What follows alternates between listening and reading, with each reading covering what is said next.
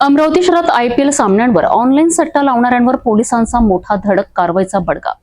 कुंडली शाखेने दस्तूरनगर परिसरात ड्रेट टाकून एका तरुणाला रंग्यात पकडले आहे।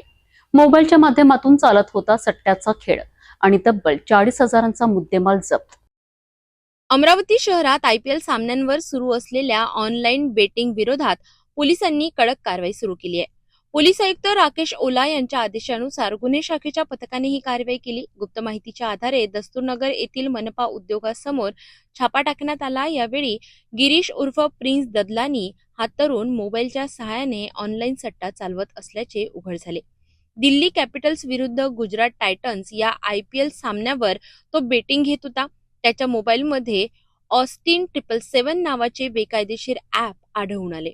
पोलिसांनी त्याला ताब्यात घेऊन iPhone 11 आणि सट्ट्याचे साहित्य जप्त केले। या कार्यवाहीत एकूण 40,000 रुपयांचा मुद्देमाल जप्त करण्यात आलाय। आरोपीवर फ्रेजरपुरा पोलीस ठाण्यात गुन्हा दाखल करण्यात आला असून पुढील तपास सुरू आहे।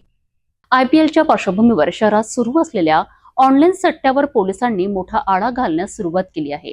अशा कारवाया पुढेही सुरू राहणार असल्याचे संकेत पोलिसांनी दिले आहेत।